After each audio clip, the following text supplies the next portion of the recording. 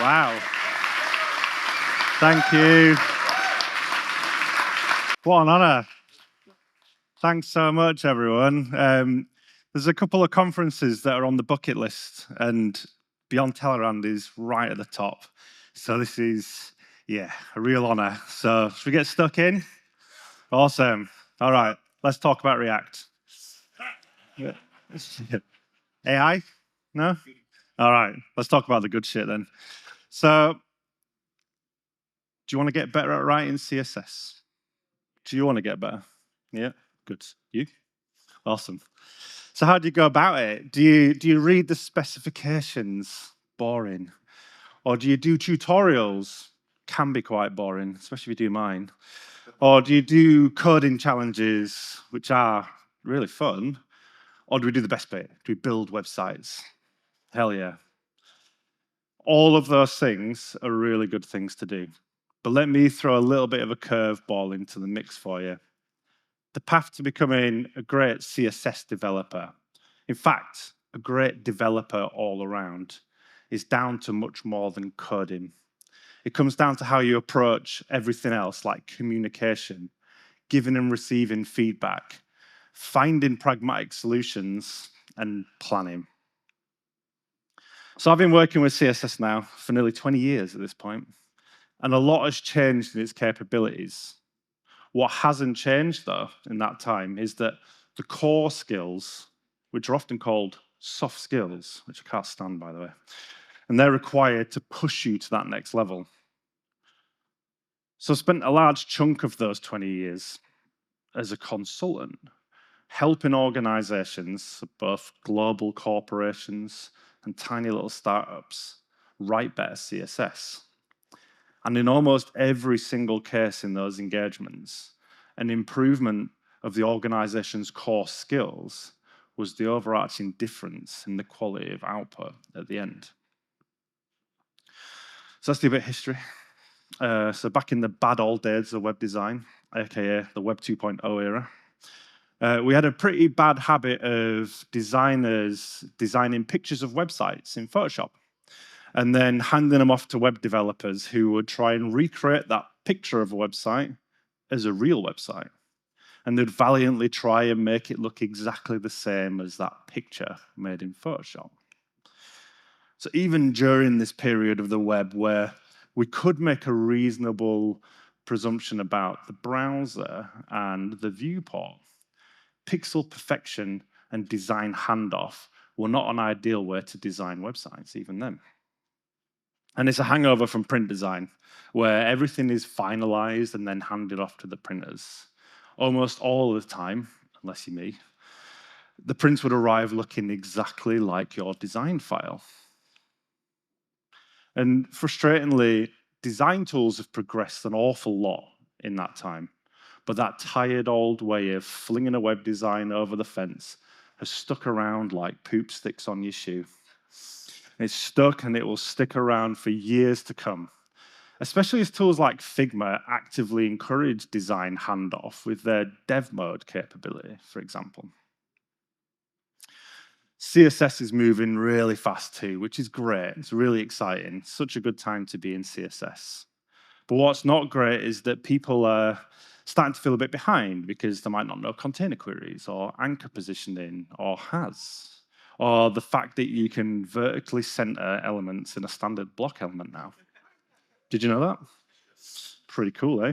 I never actually use that, but it's still cool. And then these people, they feel like they have to stuff their existing skill set with these new features as a priority over everything else.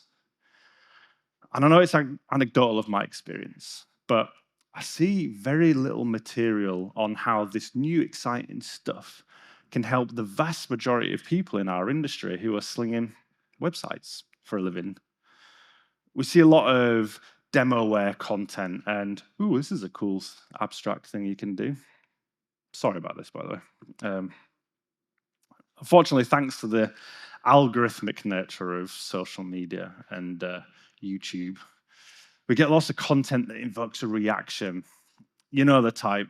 You get some knobhead like this, and with a thumbnail, and they were saying, media queries are dead, long live container queries.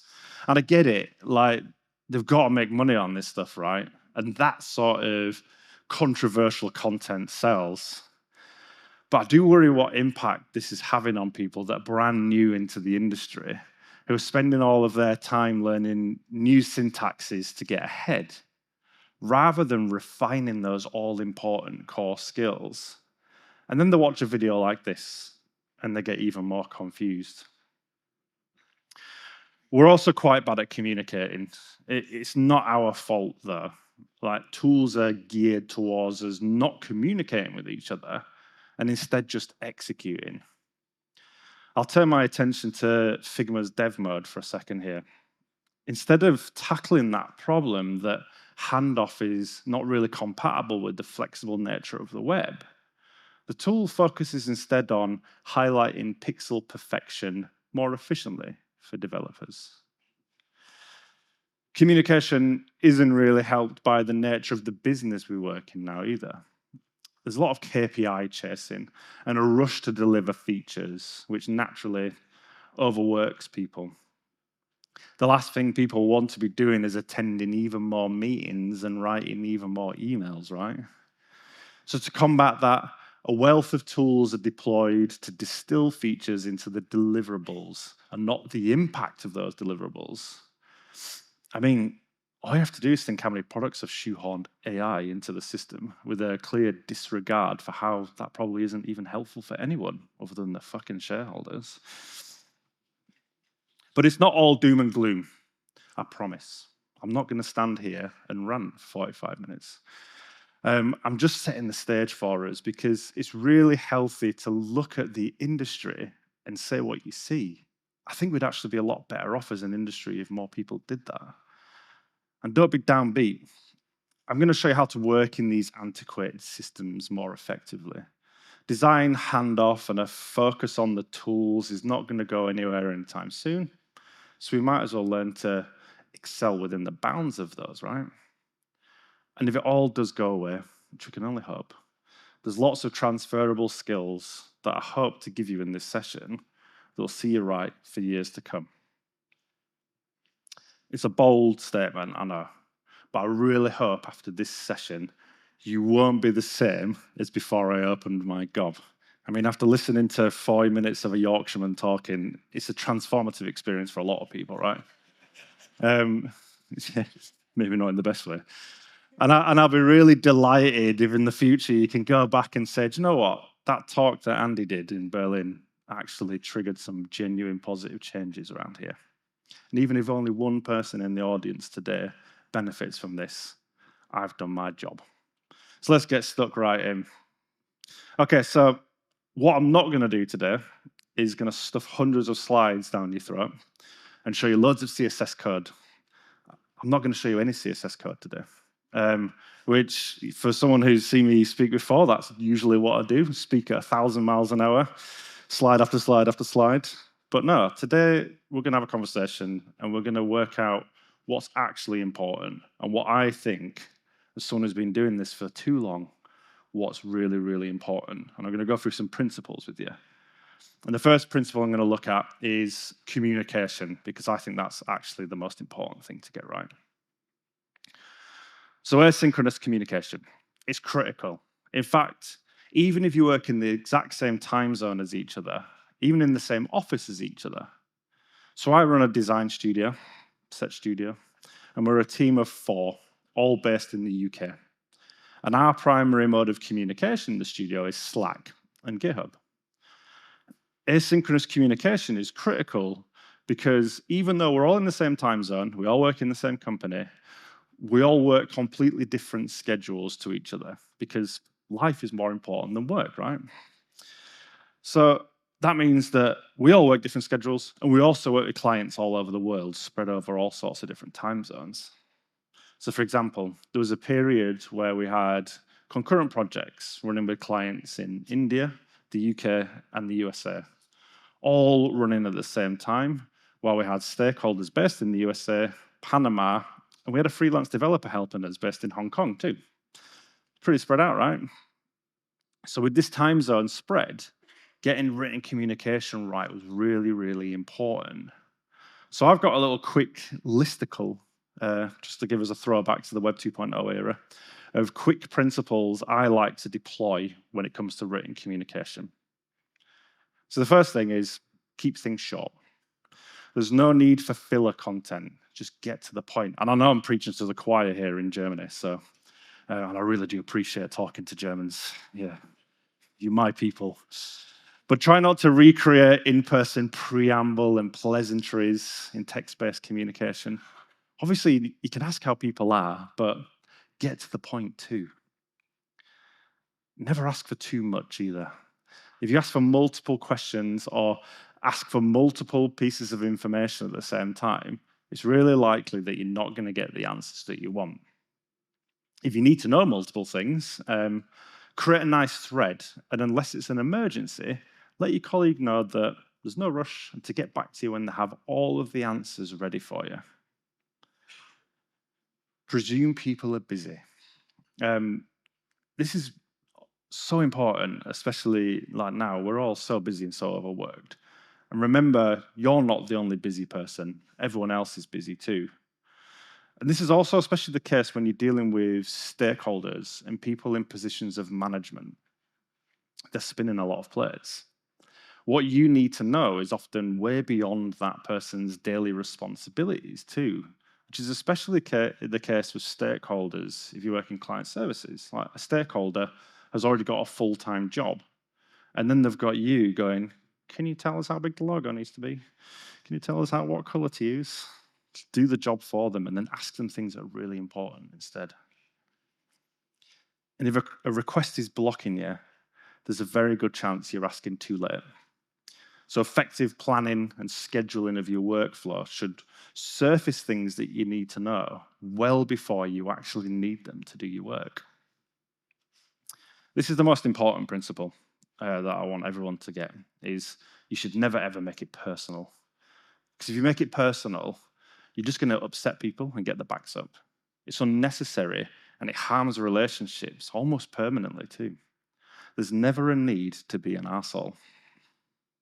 And then finally, be descriptive and never presume prior knowledge. So I can tell you from working with the smallest and largest organizations that people's knowledge of stuff is spotty at best. Don't presume people have the same level of knowledge as you do on specific elements of the work either. All right, so I know there's one of you in here.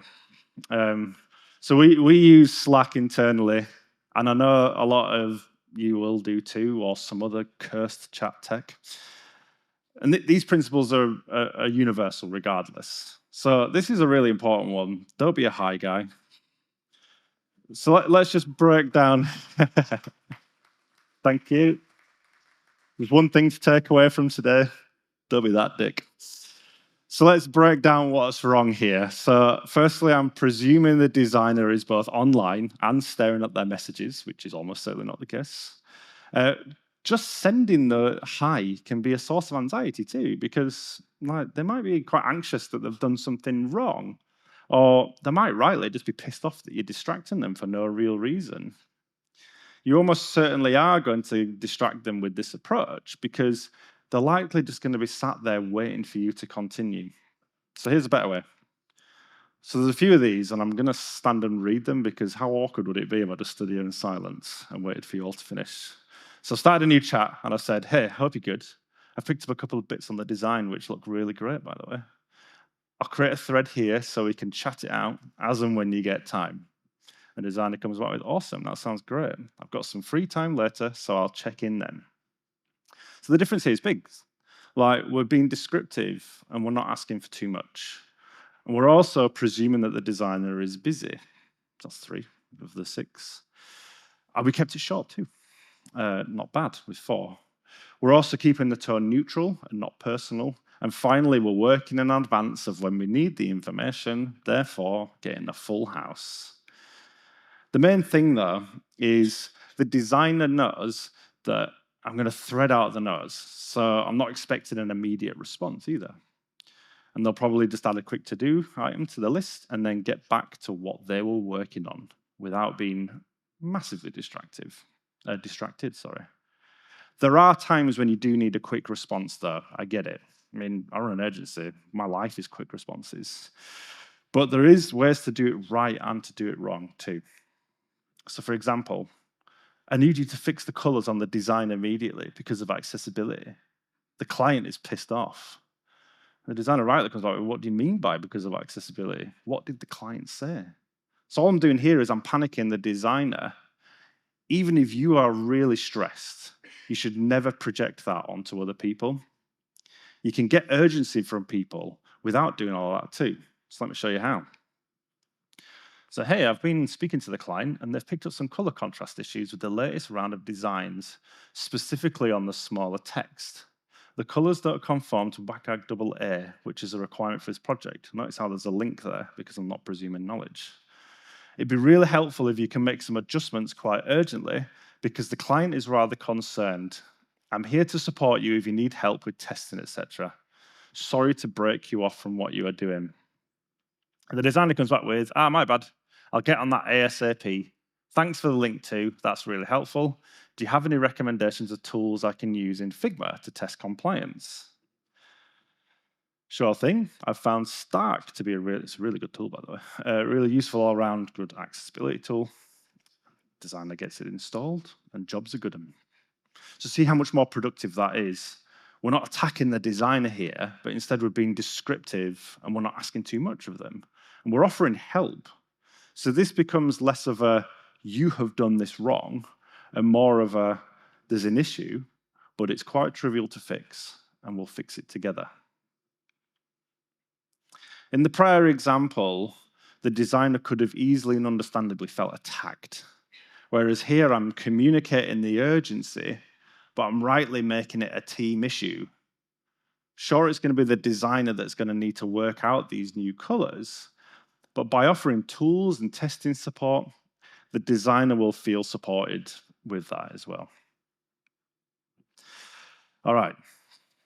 This is my favorite tool of communication. I know that at least 99% of the people in this room hate email. You're just doing it wrong. It's a skill issue. All right, okay. Let's cover this favorite medium of mine, the best medium. Oh, yeah. Aside from the relentless amount of emails that we get, though, on a daily basis, there is a real problem with email in the sense that people fill them with absolute cruft. So let's take that same conversation context, the accessibility issue, and apply it to email. So, hi, designer. I hope this email finds you well. I hope you've had a fantastic weekend. Did you get up to much? The family and I went to the beach and had a great relaxing time. For the project, the client has raised concerns about color contrast and accessibility. You can read the email thread below.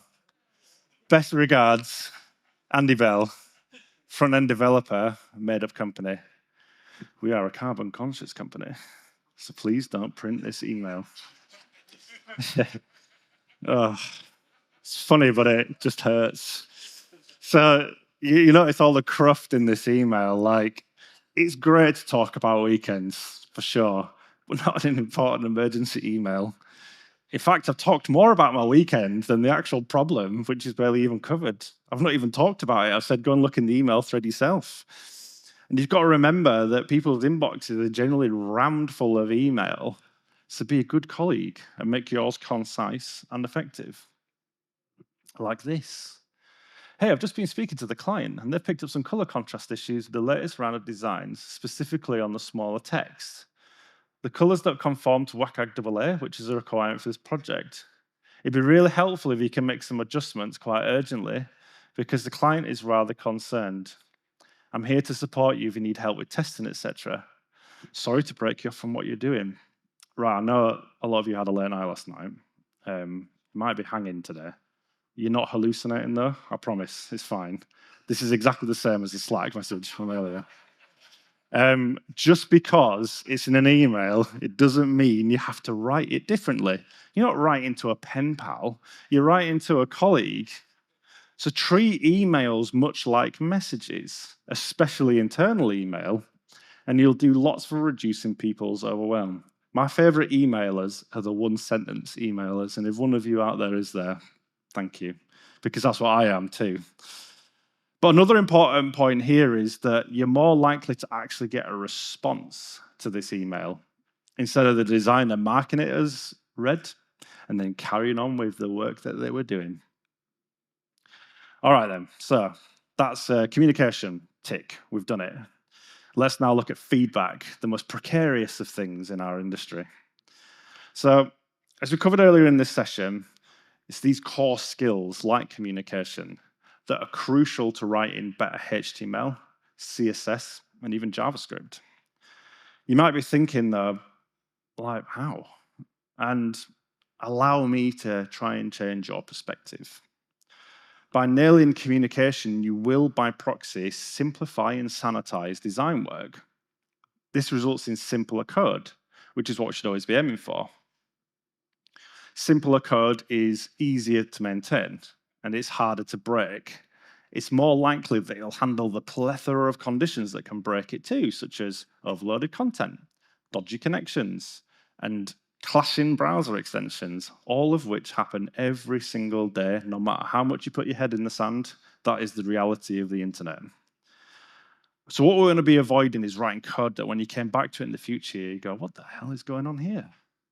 It's communication, review, quality of feedback, and planning that'll get you to that almost utopian point. Dealing with and giving feedback well is really important. So let's just have a little look at that for a minute. So I'm a designer by trade, as you can see. And I don't really get to do it much anymore. I'm not allowed, they don't let me anymore. But I had a chance to express myself here. I think we can all agree. It's absolutely stunning, isn't it? It's the passion of the high five that gets me. You can really see the synergy. Anyway, so related to our principles of not presuming knowledge when providing feedback to a designer or another stakeholder like a project manager, you need to explain in detail what the issue actually is. So let's take a look at this stunning website. There's a hero at the top of the page, and you might notice there's 4 little dots there, which indicate that we've got ourselves a little slider. Autoplaying, of course. And these are actually really common in the real world because they're often implemented to squeeze as much content as possible above the fold. Now, I don't know about you. I've never folded a website in half. That's how you break your screen. So don't do it. But we still believe in the fold for some reason. And it is a really tired design pattern, but feeding that back to the designer alone is just not going to cut it. So here I am. We shouldn't use a slider on the homepage because it's such a tired old design pattern. The designer comes back with, well, it's what the client wants and it's what they've signed off, so there's not much I can do. This has got us absolutely nowhere. All we've actually achieved in this bit of communication is we've got the designer's backup. So any chance now of making any positive adjustments is probably gone. And guess what, everybody? We're building ourselves a slider. Horrendous. So sure, you can't keep prodding away like this. You can keep telling yourself this is how you do it and being an edgelord. But really, all you're going to do is keep creating more problems. So here's what I do instead. Hey, the designs are looking really great. There's one section that I'm quite concerned about and would like to understand the decision more.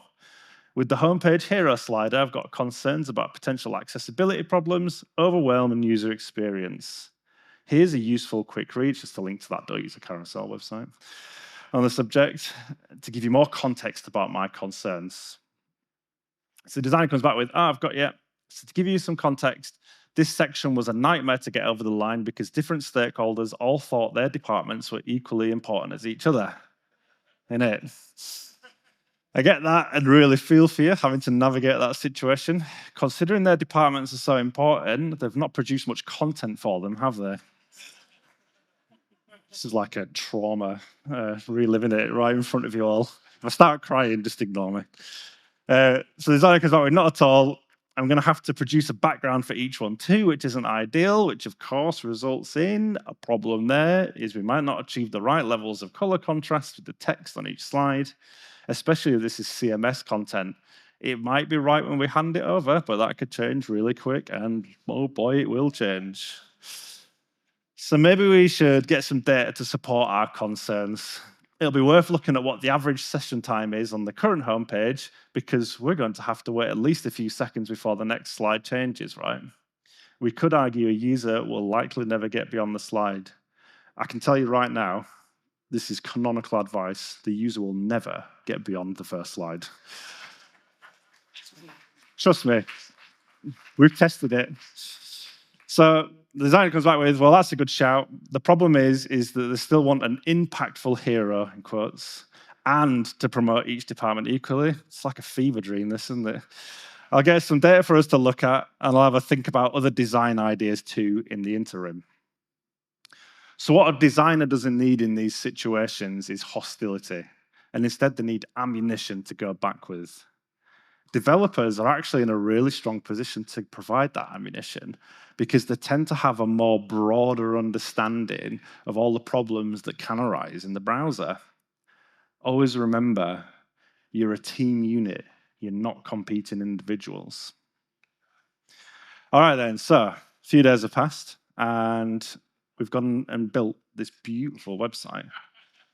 Now, I just want, while I'm talking, read the copy, because I spent so long writing this copy, and I was grinning like a Cheshire cat all the way through it.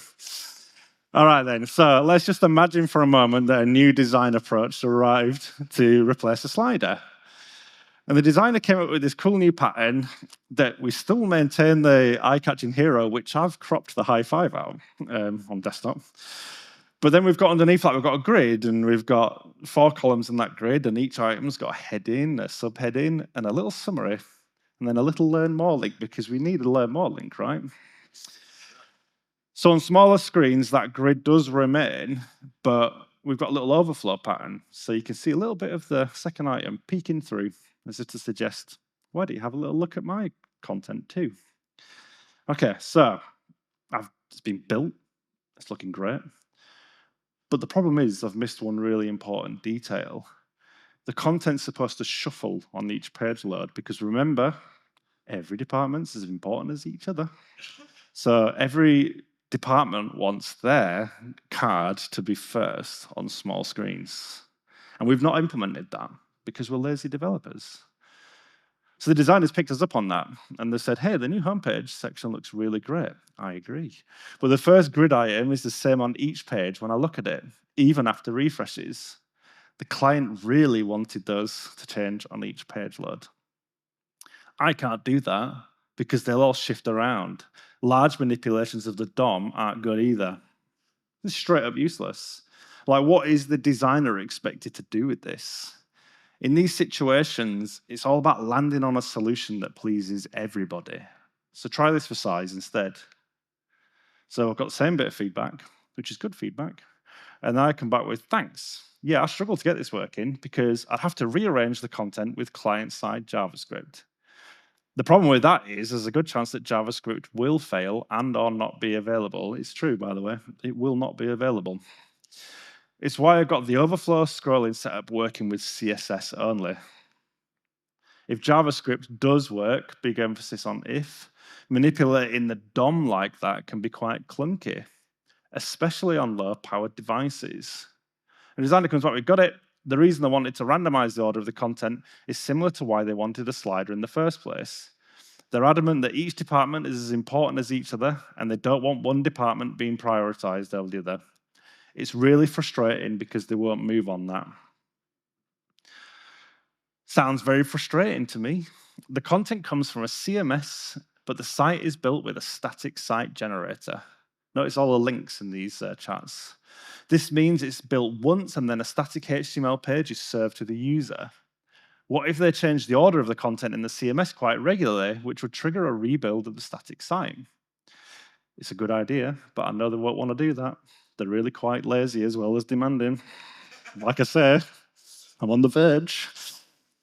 Okay, how about this? We set the site to rebuild every hour with automation, and when it does rebuild, it randomizes the order of the content each time. Now, that's a good idea. No client legwork required, and they get what they want in essence. Let me run it past them. So see how much more productive that is. Like, not only have we avoided implementing a slider in the hero unit, But we've also avoided writing some nasty-ass JavaScript that will almost certainly fail too. This is the trick with feedback. Use it to make things better together. I know each project has different tech stacks and different challenges. You don't want to see what I've seen doing client work for the last 20 years nearly. But the point I'm making is that collaborating rather than battling will likely get you that happy medium that's importantly simple. Trust me, designers want the best for users as much as you do, so help them achieve that rather than being a prick. Okay, this sentence does make sense, I promise. But time management people on LinkedIn might tell you to create a complex project management system with statuses and velocity tracking, which is bullshit. But all this stuff does is abstract away what's actually important when producing websites, apps, and design systems. And that's caring for the people that you're building these things for. And also not creating yourselves a long-term maintenance nightmare with oodles and oodles of technical debt. It's tempting when deep in the woods of a project to de-scope to save time. And yeah, that happens a lot in my line of work in an agency. But all of this is to go faster and to get to the finish line. And the compromises made to go faster are often unseen and more horrific than you could ever imagine until later down the line. Then there's chasing the pack, not getting left behind, as it were. My mind immediately goes back to so-called AI. And I'm thinking about when very large corporation, Google, chasing down AI like I imagine a dog chases a butcher's van down the road if there was a string of sausages hanging out the back. The desperation to not be left behind results in not only humorous missteps with Google's AI summaries on search, but also potentially damaging outcomes as users were being told to add glue to the pizza sauce so the toppings didn't fall off. And the LLM learned this from a shitpost on Reddit, where there was an in-joke where people used to, make shit up. But LLMs don't understand that because they're dumb. And the point I'm making is that sprinting towards a goal, be it profit, deadlines, or any other outcome, is that moving very fast without proper planning, research, and analysis is more likely to result in harm rather than help. So let me tell you a story. Gather around and give me a moment to share one of my personal failures in this industry. We go back to 2019, and I was a consultant, and I assisted on a design system build for a large, well-known cruise travel agent. Aside from the frequent giggles, as regular cruise travelers describing themselves as cruisers, honestly, they do. It was a resoundingly horrifying project.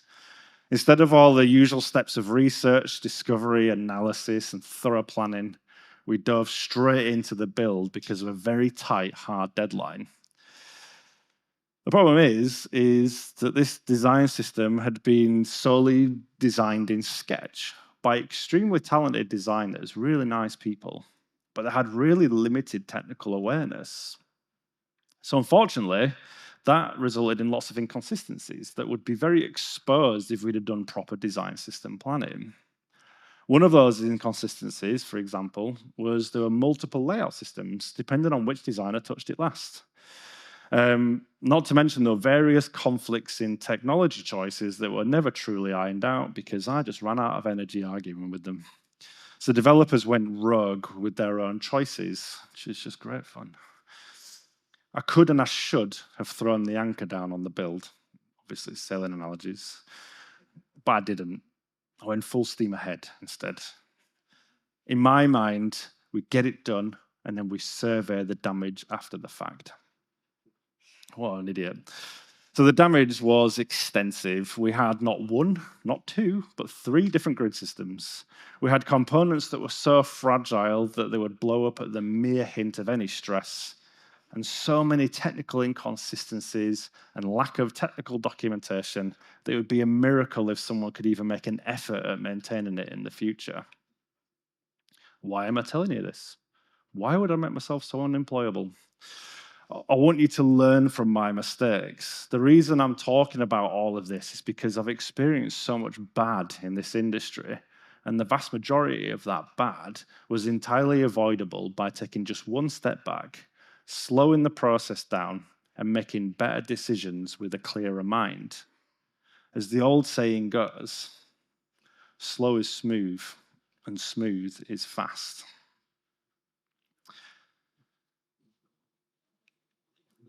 Hey Andy, you've barely mentioned any CSS. And that is by design. With a slot like this, I wanted to make sure that I gave you the really important information. I've done so many talks over the years on CSS specifically. It's about time I talked about the really important stuff that sits underneath CSS. CSS is really important, though, in writing scalable, maintainable front ends. But what's more important in achieving that goal is that the core skills. It's why this talk is called Get the Core Right and the Resilient Code Will Follow.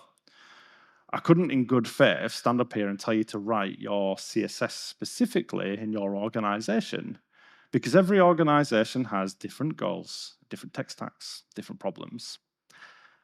I need more time to be able to deliver content in a consultancy context instead. Wink, wink. You might think, well, I'm working in an industry standard way, but you're not, because there's no such thing. Because every company has different outcomes, different goals, and different tech stacks. You might be working with web standards, you better be, but there's no industry standard way of working, because everywhere's different. But if you focus on improving your communication, improving your feedback loops, and invest more time up front to planning, prototyping, testing, and research, your code bases will be smaller, they will be simpler, and they will be easier to maintain. Don't get hung up on the tools over dissecting every piece of a project too. Sure, if there's time after getting the core right, you can spend time working out which framework you want to use or whatever else gets you off. The point I'm making is that the core, the planning, the prototype, the testing, the research should be the priority over everything else at the early parts of a project. It's all about iteration too. So for example, when you've decided which hot framework you want to use, you better damn make sure that you go back to the start of the drawing board, do the thorough planning, do the thorough prototyping, do the thorough testing, because the framework will pull your pants down at some point. And you want to make sure that happens in the really early phases of a project rather than when you're right near the deadline, because you can still change your minds at the start. So this is all content from my course, Complete CSS. And I've made all of that stuff free now for everyone to read, so go ahead and check it out. But that's me. I'm Andy Bell. Thank you very much. Cheers.